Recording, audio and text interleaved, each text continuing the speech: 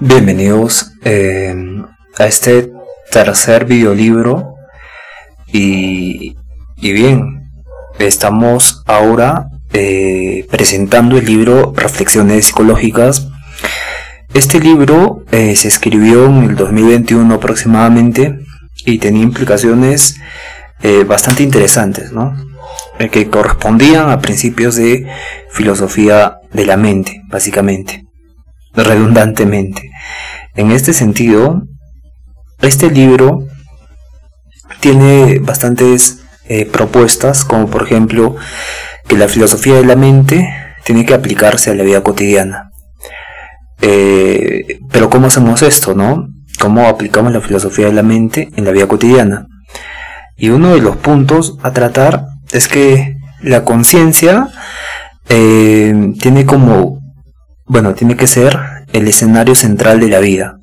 Ese es el punto, porque hay un tipo de autoconciencia en nosotros mismos que corresponde o que se relaciona con la atención, con el diálogo interno, con la formulación del pensamiento. Esta parte de la formulación del pensamiento es muy importante, porque toda la sociedad ha vivido su vida sin preguntarse nunca cómo se forman los pensamientos. Y es como vivir sin saber cómo funciona siquiera la vida, ¿no? Es crear algo sin saber por qué se está creando. Y claro, en ese año yo me preguntaba cómo se forma el pensamiento. ¿Cuál es la formulación del pensamiento? ¿Cuál es el origen del pensamiento? Y claro, mencioné que la psicología debía preocuparse de eso, pero no se preocupaba, se preocupaba por el comportamiento. Entonces, ¿quién debía preocuparse entonces por eso? La filosofía de la mente. Y claro, ahí lo relacioné con otra investigación, otro libro, Estados ampliados y alterados de percepción o de conciencia, donde básicamente se descubrió que con exámenes de electroencefalograma que el cerebro emitía frecuencias y que ciertas actividades como la meditación, el perdón, la concentración emitía un tipo de hercio característico a esa actividad. Y claro, en los procesos de perdón, por ejemplo, se descubrió que había una mayor cantidad de neurotransmisores, como si estos estuvieran conectados de alguna forma y se estuvieran limpiando, ¿no? Estuvieran activándose. Y claro, distintas partes del cerebro se activaban. Y que hacía que haya una emisión de frecuencias alfa, y esas frecuencias alfa relajaban el cerebro. Y claro, por lo tanto, todo el organismo también, ¿no? Porque recordemos que estamos compuestos de nervios. Pero esto ya entrando en un tema neurocientífico relacionado a la filosofía de la mente, que básicamente era lo que se buscaba, ¿no? Ver cómo diferentes procesos mentales no fisiológicos, como el perdón, por ejemplo, así influían en el cuerpo, influían en la mente. Y claro, tuvimos buenos resultados y publicamos ese libro. En este sentido, en este libro, es un libro corto, pequeño, pero que tiene una profunda reflexión sobre el origen del pensamiento. ¿Cuál es el origen del pensamiento? Esa es la pregunta, ¿no? Porque la atención la estudiamos, o sea, tiene ciertos conectores, tiene su parte, la parte occipital que se activa cuando existe la concentración, que está asociado con la memoria. Pero claro, la atención, ¿qué pasa cuando es autopercibida o es autoatención para que surja la autoconciencia? Entonces es un proceso mucho más profundo sobre uno mismo, no sobre algo externo, sino sobre algo interno, algo propio. Y claro, puede ser una tristeza, analizar profundamente esa tristeza. Entonces ese tipo de autoconciencia de uno mismo hace que tenga este proceso de atención diferentes resultados, que no es lo que se esperaba cuando la atención se dirigía hacia lo externo, ¿no? Y claro, el diálogo interno también, y también procurar estudiar a nivel teórico llevaba a la práctica o la demostración con dispositivos especiales la formulación de los pensamientos, ¿no? Y que claro, era una justificación bastante interesante porque cómo se forma el pensamiento, qué ocurre en nuestro cerebro, pero claro, no es que ocurre en nuestro cerebro, exactamente, el pensamiento es como algo espontáneo, es como un tipo de impulso comprensivo, pero claro, ¿cómo surge? ¿Y por qué surge? Esa era la pregunta acá, ¿no? Y claro, claramente hay distintos psicólogos y filósofos que mencionaban que las impresiones del mundo exterior afectaban en nuestra psicología, ¿no? Y que esto producía efectivamente los pensamientos, pero el punto era la misma, bueno, era lo mismo que el lenguaje en el psicólogo Jean Piaget, ¿no? O Noam Chomsky con el dispositivo universal del lenguaje, donde se mencionaba que distintos niños decían palabras como por ejemplo el piso está llovido. El piso está llovido es como bueno, es claramente una referencia que ha llovido o está lloviendo y el piso está mojado. El piso está llovido nunca se ha escuchado decir en la televisión, en la radio, no es algo aprendido del exterior, no es algo que se haya podido reproducir. El piso está llovido es una palabra que ha surgido del niño mismo, como algo novedoso, como algo espontáneo. Lo mismo pasa con los pensamientos. ¿Qué pasa si nunca has visto, por ejemplo, nunca has visto una pelea, una huelga en tu vida? Imaginamos, supongamos, bueno, otro ejemplo más realista, podríamos, bueno, hay un ejemplo de la manzana, pero el arroje de la manzana, pero eso lo quiero dejar a un lado porque no quiero perder la esencia de este pensamiento, ¿no? ¿De dónde surge el origen del pensamiento? Por ejemplo, con pensamientos que nunca lo hemos aprendido del mundo exterior, que nunca lo hemos conocido, que nunca lo hemos escuchado, que nunca los hemos siquiera imaginado, y vienen de repente, ¿no? Esos pensamientos. Ahí básicamente no tendría explicación por qué ese pensamiento ocurre, pero existe. Y claramente hay referencias, investigó referencias de personas que habían inventado cosas novedosas y que básicamente habían soñado aquellas cosas. No solo habían soñado aquellas cosas, sino que habían intuido aquellas cosas y les surgió de repente. Es como un novelista, ¿no? Un novelista está escribiendo y de repente se detiene el stop de creatividad, ¿no? Y claro, el proceso de creatividad es muy importante. ¿De dónde surge el proceso de creatividad? Pero ahora llevémoslo al pensamiento. Podemos ser creativos uniendo distintas cosas, pero claro, necesitas algo mucho más profundo para un pensamiento, porque un pensamiento corresponde a un concepto que tiene simbología propia y tiene un contexto propio definido.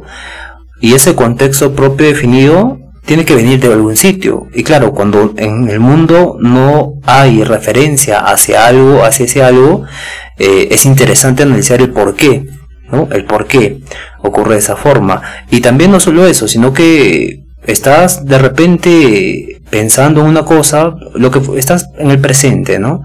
Y claro, surge el impulso de recordar un momento específico de la vida. Tal vez el recordarte que no sabes si has dejado abierto o prendido el gas. Entonces surge de repente, pero claro, ahí hay un tipo de, no de duda sobre ti, sino hay un tipo de analizar de dónde, cómo ocurrió esto, ¿no? Y el proceso de memoria entra ahí, el proceso de atención entra ahí. Entonces hay distintos procesos que son generales, que todos se agrupan para mandarte ese pensamiento, ese impulso de revisar algo. Pero son ejemplos distintos de que algo externo, diferente al contexto en el que estamos, ha influido para que surja una novedad, la novedad, lo espontáneo. Entonces se trató de investigar lo espontáneo acá y que claramente era un tipo de justificación, ¿no? Para decir que la conciencia tiene que ser el escenario central del mundo, tiene que ser el escenario central de la sociedad en la que vivimos también, porque el mundo pragmático de hoy en día ha perdido la noción de valores y principios, y por el pensamiento existencialista se han destruido cánones éticos y morales, filosóficos y religiosos que han hecho que la sociedad sea, bueno, se convierta en un tipo de cuerpo caminante sin dirección, ¿no? Y claro, esa dirección no se tenía que imponer desde algo externo que te dijera qué hacer, como ocurre actualmente con las constituciones, con las reglas predefinidas, sino que se tenía que analizar a profundidad el origen de todos los pensamientos, el origen de básicamente la formación, la formulación de cómo estamos pensando como sociedad. Pero eso inicia primero iniciando el estudio individual de cómo se está formulando nuestros pensamientos. Ese es el punto. Y claro, llevar a la vida práctica, pero ¿qué utilidad tiene esto, no? ¿Qué vamos a hacer con esto? Ya, digamos, yo sé cómo funciona mi pensamiento, pero ¿qué hago ahora en el mundo? Y claro, esta pregunta es válida y la respuesta es básicamente simple. Tienes que vivir una vida de acuerdo a el principio universal. Suena un poco kantiano, al deber por el deber ser, pero el momento en el que se encuentra el origen del pensamiento es el momento en el que tienes libertad, porque ya no estás supeditado a un pensamiento y a la acción de ese pensamiento, sino que estás supeditado a la formación de ese pensamiento y dejar que fluya o no ese pensamiento. Eres libre de decidir qué vas a hacer ahora con esa libertad, porque muchas personas les llega un pensamiento y al momento en el que llega ese pensamiento actúan, y al momento de actuar básicamente tienen esta forma de no libertad de ellos mismos. Y el punto de este libro era eso, ¿no? Agarrar ese concepto de libertad, pero ponerlo en el punto de decisión de ver y analizar la formulación de su pensamiento, el origen de su pensamiento. Y desde esta perspectiva de origen de su pensamiento, recién se es libre. Recién se es libre para actuar en el mundo. Claro, eso afectaba de todas formas a la sociedad, pero el punto era también ¿qué pasa si decido actuar mal, a pesar de que ya comprendo todos los pensamientos? Y básicamente no habría un tipo de ética predefinida que te diría que está bien o que está mal. Simplemente, al ser tú libre, decides actuar en tu libertad. Y muchas veces este actuar en una libertad va a corresponder a un problema mucho más mayor, que es el origen del mal, ¿no? Es el origen del mal. En esta visión positiva del ser humano, pienso que el ser humano es bueno por naturaleza. Bueno, en otro libro formulé que había un tipo de armonía, donde este humano que realmente conociera la formación de sus pensamientos, es libre de verdad, tenga esta capacidad de vivir en armonía con todo, ¿no? Porque recordemos que hay distintos tipos de armonía. Hay armonía en lo social, hay armonía en la naturaleza, hay armonía en la casa, hay armonía con uno mismo también. Pero esta armonía se ramificaba por esta raíz de realmente ser libres en nuestros pensamientos, conociendo la formulación de cómo se forman nuestros pensamientos. Y en ese estado inicial de formulación del pensamiento, recién decidir cómo actuar. Y muchas veces se tiene que actuar por armonía. Y en este caso, cada región, cada ecosistema, cada manifestación de lo viviente tiene una armonía, ¿no? Una armonía predefinida, no como las de Leibniz, porque se queda en lo ideal, sino más bien una armonía experimental, una armonía que se puede aplicar en la realidad, en la experiencia. que era básicamente conociendo la formulación de los pensamientos. Y bien, esa era la propuesta central del libro. Y la pregunta para iniciar esto es la identidad personal, ¿no? Claro, básicamente la identidad personal es muy importante acá, porque cuando te preguntas, por ejemplo, ¿qué pienso? Bueno, no qué pienso, ¿no? Sino, si no son mis pensamientos, y mis pensamientos me dicen que soy tal y tal cosa, ¿quién soy, no? Y cuando no sé quién soy, cuando lleguemos a ese punto. Entonces, el problema de la identidad era un problema muy específico, que tiene que ver con la filosofía también, donde la pregunta era, ¿eres tu pasado? ¿Eres tu memoria? ¿Eres tus decisiones? ¿Eres tu voz interna? ¿O eres el flujo completo de tus estados mentales? ¿Qué realmente eres, no? Y claro, el texto explora cómo la identidad no es un punto fijo, sino que está en movimiento siempre, ¿no? Porque no podemos estar siempre conscientes del origen de nuestros pensamientos. Y claro, a veces vamos a ser fragmentados, por ejemplo, cuando estamos caminando y vemos una tienda de coches y claramente pensamos en comprar un coche, y luego pasamos por una tienda de corbatas y pensamos comprar una corbata, y claro, se fragmenta nuestra identidad en base a lo que pensamos, y luego llega la coherencia con una narrativa, ¿no? Fui a comprar esto, vi esto, pero no soy aquello que vi, que experimenté. Y a veces resulta contradictorio, porque estás pasando por una tienda de coches y piensas en comprar un coche, y estás pasando dos calles más o 2 horas más adelante y estás pensando, ves una tienda de motos y estás pensando en comprar una moto.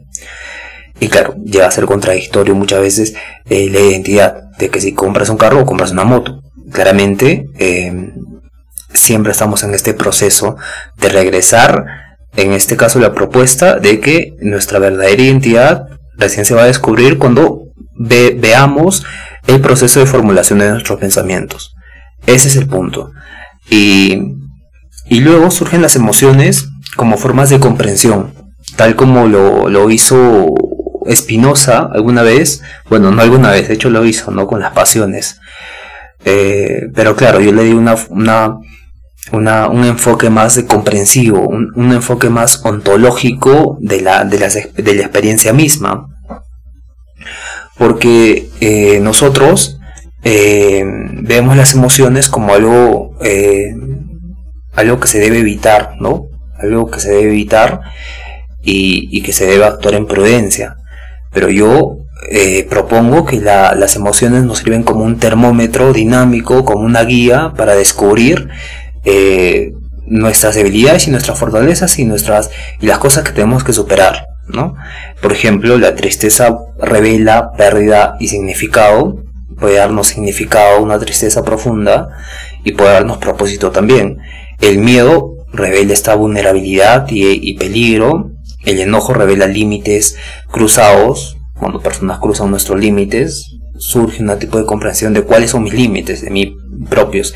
Y la alegría revela la plenitud, ¿no? O sea, las emociones están asociadas con conceptos universales, que somos afectados todos por estos conceptos universales, que al ser universales contemplan un tipo de comprensión que ya no está encerrado en un yo soy así o yo siento así, sino que es una comprensión súbita de aquella cosa mucho más elevada que yo, mucho más fuera del yo, fuera de que yo siente esa emoción. Y claro, me voy a explicar mejor. La emoción siempre es de uno, ¿no?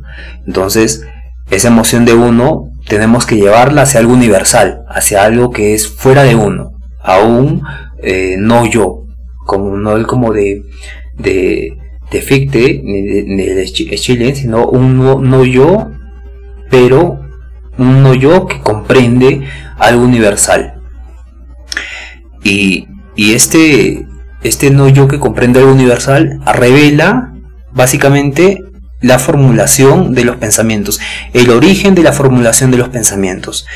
Que cuando se origina un pensamiento, tenemos la comprensión de que estamos en el origen de los pensamientos, bueno, en el origen de la formulación de los pensamientos.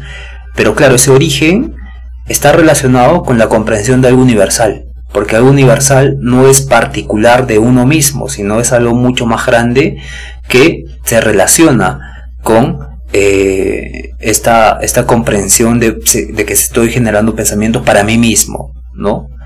Y claro, esa relación que existe con algo universal, con una comprensión, está relacionado con las emociones también. Las emociones son como lo más alejado. Bueno, mira, el origen del pensamiento. Aquí está, el pensamiento y luego la emoción. Pero la emoción se la traspasa al origen del pensamiento, buscando o relacionándolo con algo universal, con comprender algo universal, con comprender algo que está más allá de un yo. Esa es la propuesta, ese es el punto, para poder llegar a el tema aplicativo, por así decirlo, que es el sufrimiento psicológico y la introspección. Porque en este libro hemos abordado bastantes temas del sufrimiento relacionado con la introspección, y claro, falta hacer un texto mucho más profundo sobre la culpa, porque es algo demasiado profundo, pero tratamos de generalizar distintos tipos de sufrimiento, como la ansiedad, la culpa, la duda, la ruptura interna, los vacíos existenciales, pero no desde una perspectiva clínica, sino más bien desde una perspectiva existencial, ¿no? Miramos estos padecimientos, sufrimientos, no como un problema, sino como un mensaje del alma, o mensaje de tu verdadera identidad, de tu yo, no generado por los pensamientos que vienen del mundo, no generado, sino que de tu yo que ve la formulación de los pensamientos, y también como una oportunidad de comprensión, ¿no? Ansiedad, ya dijimos, origen de la comprensión, origen de la formulación de pensamientos, emoción, comprensión, y en esta comprensión surge, básicamente se relaciona con el origen del pensamiento, ¿no? Es como esa parte del impulso de comprensión. Comprendes algo, despiertas un poco y vuelves a ese origen, ¿no? Ah, por esto estoy pensando esto.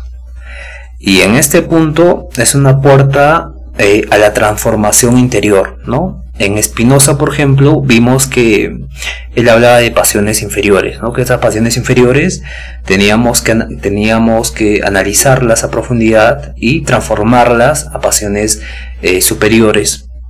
Y claramente esas pasiones superiores nos daban una energía, más energía, ¿no? Y las pasiones inferiores nos daban esta debilidad del ser, ¿no? Esta debilidad en nosotros mismos, en nuestro actuar. No había potencia, pero cuando estábamos con estas emociones verdaderas y profundas había este tipo de amor intelectual, el tercer tipo de conocimiento de Spinoza, que básicamente nos potenciaba, ¿no? Pero claro, aquí yo le di un enfoque mucho más de comprensión, del origen de la comprensión, que está relacionado con el origen de la formulación de los pensamientos, que proponía un tipo de forma de vivir, de ontología llevada a la práctica, ¿no? De ontología llevada a la acción, a la experiencia, como dijimos al inicio. Entonces surge el concepto de espiritualidad racional. La espiritualidad racional, dado que no tratamos de darle ese enfoque religioso al libro, porque incorpora, como mencionamos antes, temas bastante psicológicos, bastante filosóficos también, pero también hay un propósito, una dimensión espiritual, que es el sentido, el propósito, la trascendencia, el silencio interior, la atención plena, la intuición profunda. Y claro, son como como Kant diría, pensamientos que la razón misma pone a la mente, pero la mente no puede responder, ¿no? La razón no puede responder esas ideas. En Kant son Dios, inmortalidad, bueno, Dios, mundo como totalidad y inmortalidad, ¿no? O alma. Pero acá le dimos un enfoque, una dimensión mucho más profunda al sentido, al propósito, a la trascendencia, al silencio interior, a la atención plena, a la intuición profunda. Y claro, la psicología pierde su esencia si abandona esta dimensión espiritual, ¿no? Porque básicamente cada ser humano en el mundo tiene un propósito, o gran parte de la población tiene un propósito, tiene un sentido, tiene un sentido de trascendencia, tiene un silencio interior que le da paz y calma, ¿no? Sí, bueno, en la mayoría de los casos también hay una atención plena, que muchos deportistas han llamado la zona, el flujo, el estado de la zona de flujo, ¿no? Donde la concentración es tan profunda que se va la noción del tiempo y claro, tiene esta dimensión espiritual porque abandona lo racional y traspasa un tipo de estado mucho más contemplativo, ¿no? Y también la intuición profunda que está relacionado con este tipo de atención plena, pero a nivel ya más práctico, ¿no? De intuir cosas antes que sucedan y claro, este tipo de procesos mentales que en la filosofía de la mente los llaman emergentistas, ¿no? Porque han emergido del terreno conocido que teníamos, emergen y no sabemos qué hacer con estas ciencias emergentistas, ¿no? Y claramente esta dimensión corresponde también a la psicología humana y por lo tanto a la parte, en este caso, como lo puse en el texto, la espiritualidad racional, que podría llamarlo procesos mentales emergentistas también, pero que están con ese sentido, ¿no? Con ese sentido para que sea mucho más distinguible el libro, ¿no? Y también paso a la psicología más humana y menos mecanicista, ¿no? Porque evitamos en este texto hablar de circuitos, neurotransmisores, respuestas conductuales, aunque lo hacemos y también ya vimos en anteriores libros que escribí cómo apliqué también la ciencia ahí, ¿no? Pero acá el foco se le puso a lo que sentimos, a lo que pensamos, a cómo lo vivimos, cómo vivimos cada cosa y cómo interpretamos cada cosa que nos pasa, ¿no? ¿Por qué dos personas interpretan una misma escena de distintas formas, ¿no? Puede ser la historia, la experiencia, la narrativa, pero ¿qué pasa cuando dos gemelos interpretan una misma historia, pero lo interpretan de forma diferente? Teniendo experiencias compartidas juntas, ¿no? ¿Cómo es esto posible? Y claro, el carácter ahí entra en juego, lo biológico, es un ámbito muy holístico que nos invita a pensar la psicología como algo fenoménico. Y claro, en este libro leamos el enfoque holístico a la mente del ser humano, viendo que es cuerpo, mente, historia, lenguaje, emoción, cultura. También es algo misterioso, es algo novedoso de ver, es algo que no es común que aparezca. No es común en el sentido de que es algo bastante novedoso. Y claro, esta parte imprevista de la mente, ¿no? Del ser humano. Y surge luego la conclusión general del libro, y básicamente la mente humana es un territorio muy complejo, donde la psicología, la filosofía y la espiritualidad se encuentran, y claro, comprendernos a nosotros mismos requiere mirar hacia adentro, con profundidad, con sensibilidad, con honestidad, y claro, llegar al punto de lograr conocer cómo se formulan nuestros pensamientos, y en ese estado recién comprender todos los procesos más generales que nos puedan venir a la mente, ¿no? Que nos puedan venir a nuestra vida y comprenderse esa perspectiva del mundo también, y vivir en armonía, claramente, ¿no? Que es un estado bastante natural en todos los organismos vivos, y que, claro, las distintas conclusiones a las que llegamos es que la conciencia es dinámica. Como vimos, hay ciertos tipos de impulsos en distintos tiempos, ¿no? No somos los mismos todo el tiempo, sino que vamos cambiando constantemente, y claro, eso es algo bastante curioso de la conciencia. Curioso de la conciencia en descubrir por qué, más que la dinámica misma, sino el por qué cambiamos tanto, ¿no? Y también la identidad es narrativa. Es una que se acopla también con distintas partes de las respuestas que daban los filósofos, ¿no? De esta narración del yo.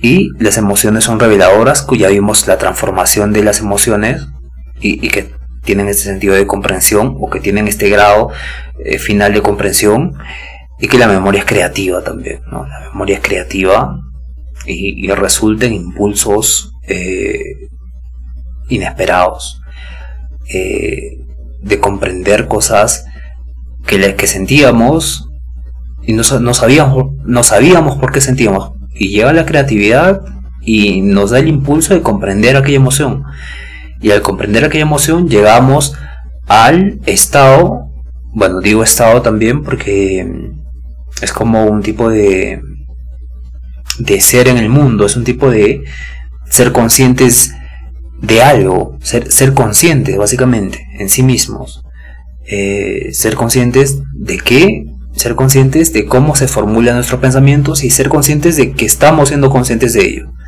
Ese es el punto. Y como última conclusión, el sentido de la vida se construye desde esa perspectiva interior. Claramente, esa perspectiva interior surge como la parte que le da sentido a la vida, ¿no? Y claro, claramente esto completa toda la filosofía existencialista y de ya no dejarse influir por los medios externos o por la cultura, pero claro, vivir de acuerdo a este sentido propio, de darse cuenta del origen de los pensamientos y vivir desde ahí, construir e interpretar el mundo de acuerdo a esa forma de ser, esa forma de estar en el mundo. Y básicamente esta es la propuesta, simplemente.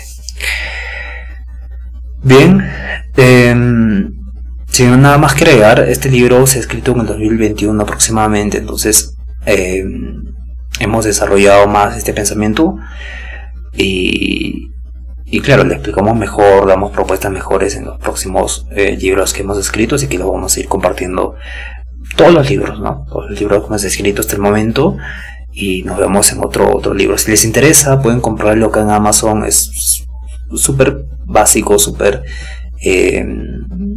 sencillo de leer, y espero que les guste. Entonces nos vemos en otro video. Cuídense.